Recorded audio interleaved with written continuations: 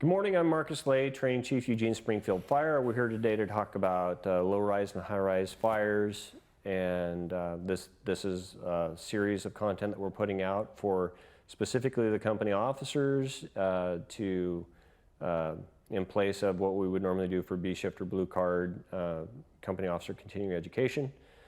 So maybe you've watched some of the other videos, but we're going to go through, we'll reference some of our policies, we'll attach those in the assignment for you to review.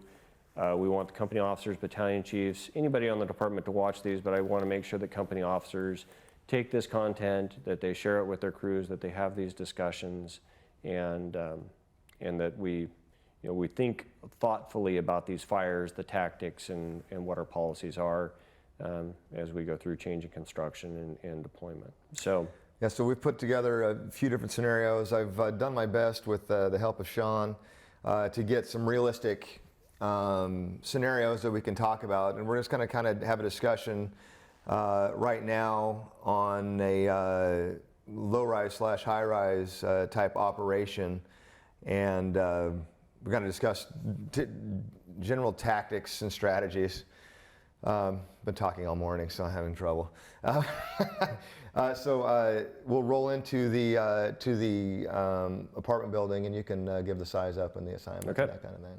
Okay, so as you can see, we're being dispatched to a low-rise apartment fire. C1 has arrived. We have a 5-story apartment building. We have active fire on the 4th floor, alpha side. C1 will be Walnut Command.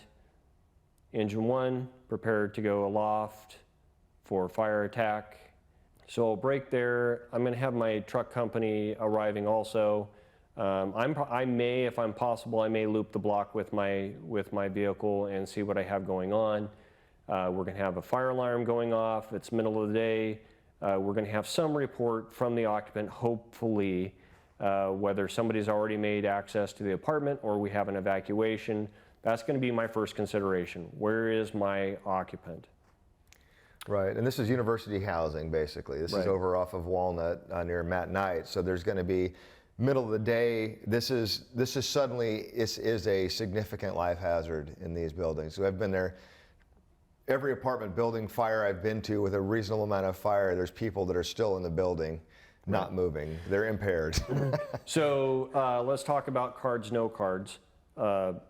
We have the option of going to our high-rise cards. In this instance, I would not go to cards. I would make just real-time clear text assignments. It's going to look a lot like cards. I believe on the 1st floor we have probably retail business. So we have multiple considerations there.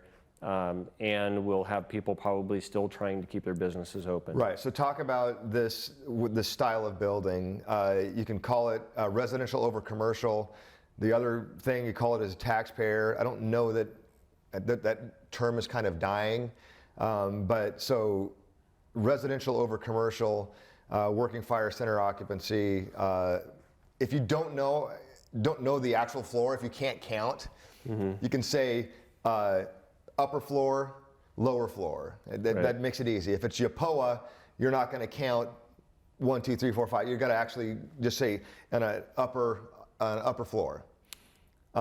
Tactics-wise on this, when I designed this slide, I was thinking you could do a quick hit with 1 3/4 from the ground really quick and get a good knock on that fire. To kind of slow that progress down. It looks like it's just a room and contents fire that's vented out the window. Yeah, I think that in my mind, just watching our crews operate, Engine 1 arrives on the sidewalk here on the curbside. I would estimate that if they went aloft, they could have water on this fire in 4 minutes. Now that's not to say that I couldn't have my second due engine company hit this, but evacuation is going to be an early consideration for me because the time is ticking on getting the hose to the seat of the fire. It's also ticking on me getting the evacuation happening. So how is the evacuation going to happen? How I'm going to order it? So engine 1's going to go to the floor 4 for fire attack. They're going to be going aloft with their high-rise equipment. So now I have to make a decision on my truck company assignment. Right. Okay, so truck companies are, if I send them interior, then I remove them from their apparatus and I lose the ability to have that aerial. It is legitimate that I could potentially need the aerial here for a pick. And not knowing this, not having been in this building recently, this is probably center hallway, but some of these buildings also are garden apartments. So you actually, they have a full center courtyard, and you actually walk into the interior, and that's where all of your hallways are, but they're really garden apartment. The hallways are open to the outside. Right. That's going to change my tactics considerably on this if I can get people evacuated exterior that quickly. Right. I also, on something like this, need to declare a stairwell or an evacuation point. In this case, my second due engine is going to start evacuation. Because I have a little bit of time, my third due engine is going to be my water supply. Right. To my pumper, or to my standpipe. So pick a point. Most likely in this case, it's going to be the Delta stairwell. If I'm looking at this, I'm on the alpha side. The largest portion of the building, I may have to evacuate both sides, Delta and Bravo. But I'm going to start closest to the fire. I'm going to send my engine company, whether it's engine 13 or engine 2 or engine 4, whichever one got there in that scheme of things, because we're kind of in a convergent spot here, maybe even engine 15. Did engine 1 beat him because Frost and Shuley couldn't get out of the bay at 13? Frost wasn't listening to his radio. That's right, and wasn't paying attention. He was, who knows what he was doing. Right, so that's an interesting thing. So I'm just going to reveal some things that always bothered me about going to apartment buildings that I don't know. Is I'm always worried about finding the standpipe, like making sure that I can have access to it. So I always thought my initial gut reaction was to do a soft standpipe, but these modern buildings, you're gonna find the standpipe, you're gonna immediately get the attachment to it, and you're not gonna have a problem doing that. Yeah, so let's talk about all of our options of getting water to the fire. So this has a standpipe. Our either first or our second due, third due engine's going to supply the standpipe. We're going to go with our high-rise pack to the third floor, hook into the standpipe, go to the fourth floor, proceed to the fire. So policy is, on building with standpipes, is second due company is going to supply the standpipe, correct? Right, that is. So you've got to be, I mean, you can change whatever assignment you want, right. But I know I'm coming in, I'm like, oh, shoot, I'm going to be second in, I'm going to make sure I got to dig out and find the standpipe connection. Right, and the reason specifically, it's about time. So normally my second due would supply the standpipe, but I need evacuation to happen close to that fire and out as quick as possible. And so I'm going to send my second due engine company up there, and I'm going to hold my truck in reserve because I may need them for their aerial. And as we're making these assignments or making these declarations, if it's not C1 or if it is whoever, say that you're using the standpipe to trigger that for the next people. It's helpful, right? Because if you get there on scene and you realize there's high likelihood that you're not going to be thinking about that if you're responding to the fire yet. It's like, oh shoot, they're doing standpipe stuff. I got to make sure I know where that is. Right. So the second go-to here for getting water to the fire floor would be a soft standpipe. So most likely a 2.5 laid up the stairwell, and then wide off on the third floor going to the fourth. Right. The third option would be a flying standpipe, right. And that would be my truck company. So our second due, third due engine would be supplying our truck company and swinging the aerial up to the third floor, and then extending up. Or fourth floor, yeah. Or fourth floor with a flying standpipe. Through another window, right. So if I get, if my fire company gets to the third floor and we have a problem with the standpipe, then I'm probably going to direct an exterior quick hit on that window to get something on the seat of that fire. Right. But again, evacuation is going to be, I have to think about evacuation right away because that's life hazard is my biggest hazard here. I have to make sure that I'm focused on getting people in Captain Myers right. Just the cross-section of the housing that I'm looking at there's a high likelihood that I have impaired individuals there. All times of day. Regardless of the time of day. Right. So, and let's just a fact of the matter. So, And this is second alarm fire, second obviously. alarm fire right away, and probably heading towards potentially a third alarm. Again, you're going to have issues with traffic. You're going to want a PIO there. You're going to want to interface with the university. Right. Think about the stakeholders for this apartment early on for the battalion chiefs. First driving company officer, you're not going to have to worry about that stuff. Call PD early, get your streets closed off and start controlling your traffic, because people will pour in either to see what's going on or to visit local businesses and not care about the issue we're dealing with. And this will be EPD as well as University U of O PD that will be involved in this scene for sure.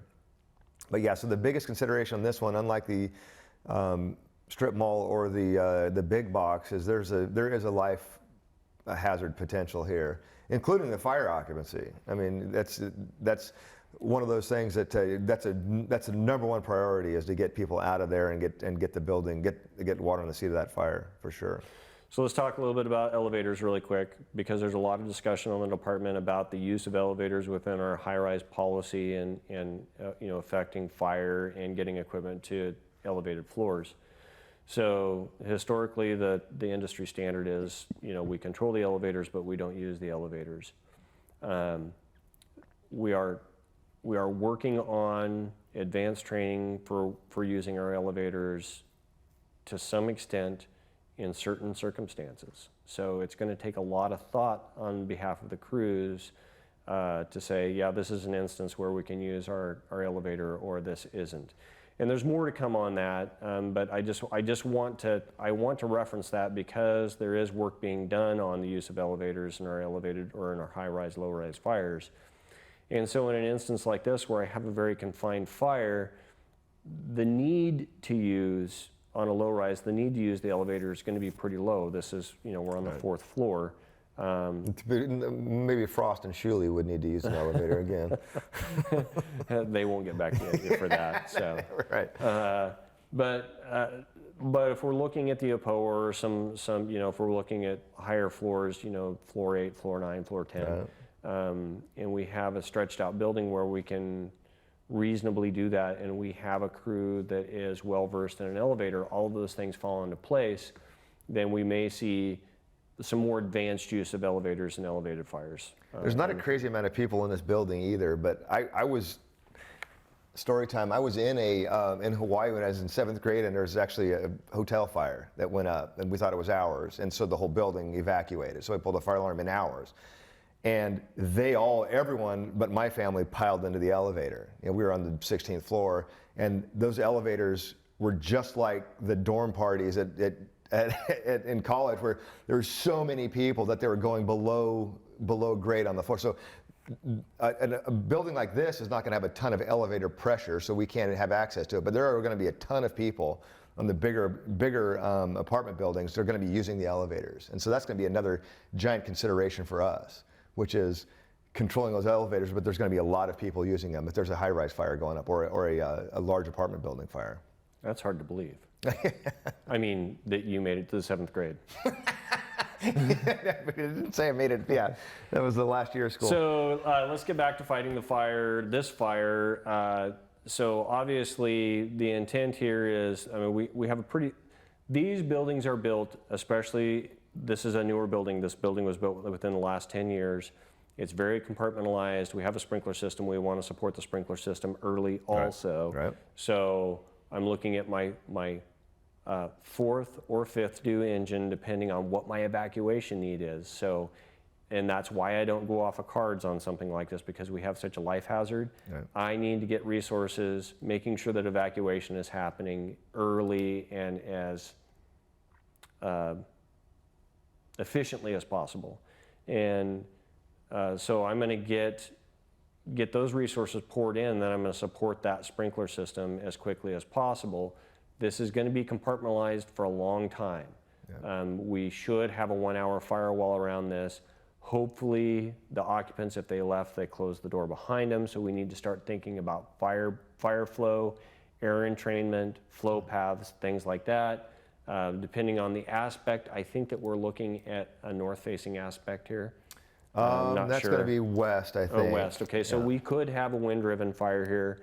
Consider that when you're We're looking west. This is on the east side. Okay, yes, this is the east side. Yeah, okay. yeah. So less likely that you're going to have wind coming from the east, just geographically here. But you know, something to think about. If that smoke is being forced back into that hole or something like that, consider that on your flow paths and how much we open up, controlling our evacuation routes. Vertical spread is a legit problem. This is not enough fire, but if it's a mattress fire and it's really going, it can go.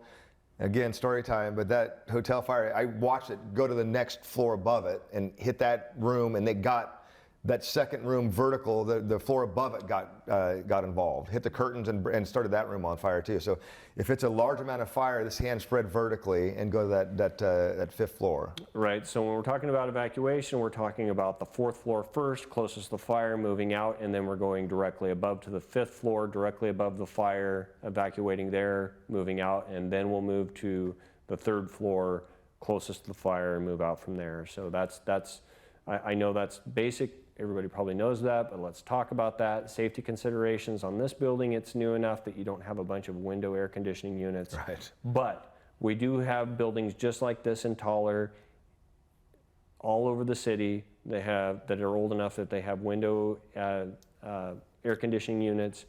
Those things are just held in there by plastic supports that, you know, and so if you get a room that's superheated, that's going to melt. They cantilever out and they drop. So let's think about safety, working right underneath the fire occupancy. But really, again, the key to this is outside of evacuation is getting the nozzle to the seat of the fire. So once I have evacuation taken care of, I want to make sure that my first due engine company is supported. So I may very well have 3 engine companies getting that first nozzle to the seat of the fire early on. I mean, if it's just like hump, bump, and bow and making sure that connections are happening, and depending on how long our stretches are and what we have to do there, because an 1 3/4 line in this compartment is going to put that fire out in less than a minute. For sure. And remember, because we're not using high-rise cards does not mean that we're not using certain things that we do with high-rise, which is we're going to need the high-rise hose bundle and the officer's pack. Remember how we do that and make sure all that stuff goes up with you. And if you're the second or third company, you're bringing that up there too. You're bringing all that equipment up there. So truck company assignments here, we want to leave space for them to set up on the corners, preferably opposing corners. So Alpha, Bravo, and Charlie, Delta, or Alpha, Charlie, and Alpha, Delta, and Bravo, Charlie. Right. So we can kind of surround the building. The back of this is there's covered parking in the back of this. It's open, but it's covered. So there's parking underneath the building, and there's a big parking lot behind there that's kind of crowded. But I think there's alley access back there, so you could get the truck on that Bravo Charlie and the Alpha Delta, and I'm assuming that coming down the truck that you're going to assume that you're going to be setting up. Yeah. I've just assumed that you're getting outriggers out and everything ready to go. If you're assigned to search on this and you go aloft, I know this is probably standard for you, but make sure you have your irons. Right. Don't go aloft on because you're going to be taking a lot of doors. Yep. And remember also that as we're doing search and we leave an apartment, that we're marking somehow that we were there, whether it's hanging something on the doorknob, marking the door, and that you're shutting the door back up. Right. These are going to probably be steel auto closing doors, like hotel room doors. I think these are going to be, so hopefully that occupancy will not have been propped open, but that's going to be a self-closing door on these newer ones. Yeah. And steel. So you will need irons to get into that thing. So other truck company operations or considerations for the truck company, eventually if we have unaccounted people for, I may include, if it doesn't look like we're going to go to an elevated master stream or a flying standpipe, that we may have the truck go in and do our primary search after evacuation has started. So, so again, I have my second or third due engine company start focusing on evacuation nearest the fire. They call out and say, you know, evacuation is completed, 4th floor. They move to the 5th floor. I may send the truck right behind them to the 4th floor to do a primary search, which is different than evacuation. You know, evacuation is like rapping on doors, everybody get out. Right. It's not a thorough primary search. Right. And my assumption is that my first due fire attack company is going to perform a primary search on fire occupancy. Right. Hey, that would make sense. And the truck, so high-rise SOP is you're having the truck engineer staying with the truck. Are we still doing that on this one? I'm assuming we are. If we're getting ready to go vertical or possibly get some quick water going, leave them there to have them operate the aerial. Other considerations for the battalion chief is additional medic units. Obviously, we're going to greater alarms here, staging areas. We're going to have a confined space, so try and pick a spot a couple of blocks away where we can have units respond to and stage. Because it's a confined scene, you may not need a staging officer. They can come up and talk directly to command. Right. You may create a division aloft, so you may send your 2nd or 3rd battalion chief to the fire floor or to the floor below where our standpipe is hooked into to control things, to direct evacuation stairwells, what crews we're working, what crews we're going, or what stairwell we're going aloft in, things like that. Right. And there's going to be there's two staircases in here. The entrance of this thing is right in the front there, I think. It's a secured entrance, key code entrance on there. Yeah. That's where the elevators are, and I'm assuming the stairs are going to be on the Bravo and Delta sides. So remember to prop doors where your hose line is going. Right. If we have a keyed access that is going to automatically shut, let's prop those things open or put somebody on the doorway so we can control them. We're probably not going to have a lobby here. Right. There may not be like a formal lobby like you would see in a hotel. I probably won't have a lobby control officer. Right. I'm probably going to default to a 2nd due or a 3rd due battalion chief taking a division aloft and controlling our egress and ingress. Yeah, I'd agree. And I would, if I'm arriving as a battalion chief, I'm going to be pulling out some of the stuff from the high-rise book just to kind of provide me with a cheat sheet on things to do, because tactics are going to be identical, it's just not as high, so or nearly identical. Another thing for battalion chiefs to think about is getting an assistant, grabbing a company officer or somebody that you can spare or that you've attached the rest of their crew to another company and have them assist you here, because there's going to be a lot of facets to this. From evacuation to PIO to traffic to staging, grab somebody to help you run this. And medics would be good at that. I know that on the high-rise cards, the medic is assigned to the lobby officer to be a scriber, or that'd be super helpful. And talk about medic staging here, because this is going to be, again, thinking ahead, this is going to be wrapped with hoses. Yeah. So make sure your medic is outside of the circle, accessible, but ready to leave. This is also just for new ODPers and new company officers or people that are just gotten through. This is a know your area and know your buildings, and because that's very helpful. And I know that if I'm here, I don't know this building, I am making fun of Frost. Any of those Station 13 people would be super helpful in this one, because they're all going to know it. They all do know all of these buildings really well. So I'd use them as a resource as soon as I can.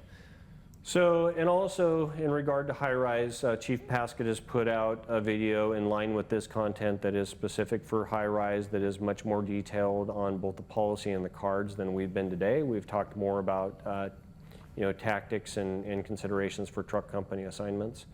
Right. But again, take this content, make sure that you talk about it with your crews, reach out to Captain Meyer and I with questions or comments or things that maybe we need to go back and add or readdress. So, Sounds good. all right, All right, thanks. thanks.